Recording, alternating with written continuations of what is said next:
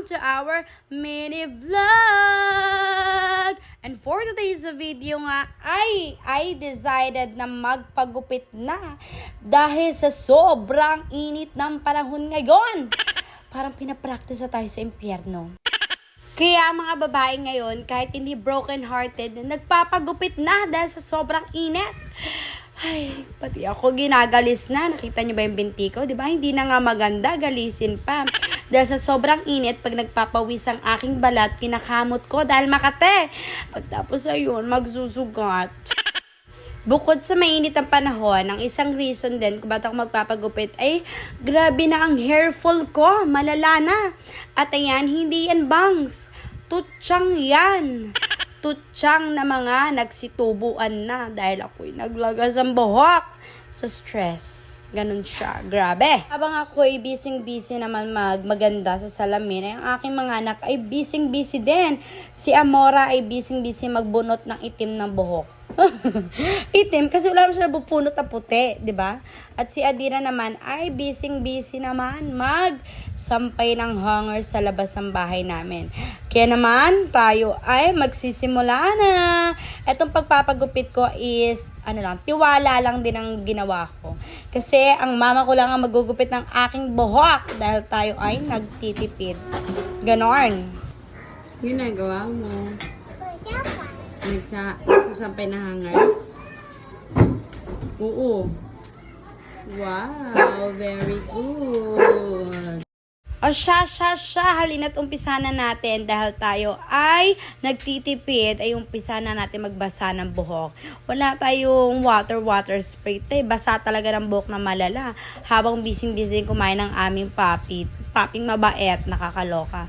At pagkatapos, syempre, magsusukulay tayo at mag-lip tint. Oh, bakit kailangan?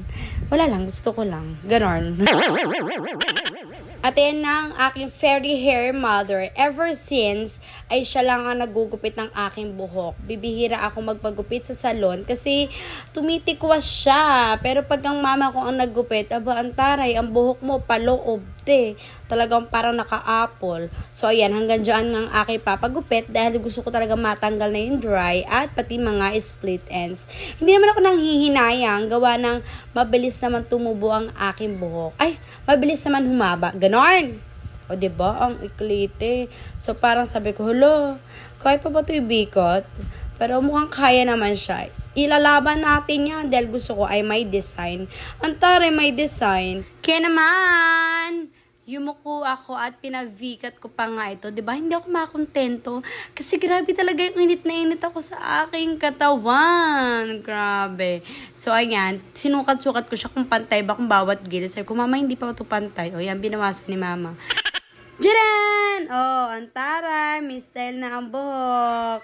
Una, straight ang aking pinagupit. Pagkatapos ay pinavikat ko nga lang. Sabay, blower natin. Dahil wala tayong blower sa clip fan. Dahil pinagpapahinga ko ang aking wall fan. O guys ha, be careful lang sa paggamit ng clip fan. Pinagpapahinga rin yan ha. Baka mag-overheat at magkakos pa ng sunog. So careful tayo guys sa ating mga electricity. Pagsalit-salitan nyo ang pag-on ng inyong mga electric fan at mga aircon. Ang taray, sana all may aircon.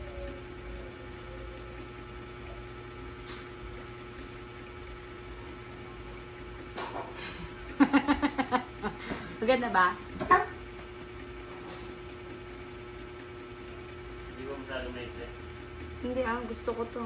Sobrang maglagas na yung buhok ko, alam mo lang. Ano? Sobra na maglagas yung buhok ko.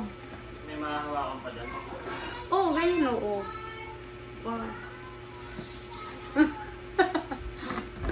Balo ka ba?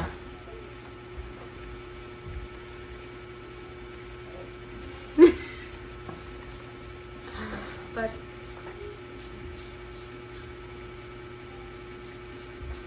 para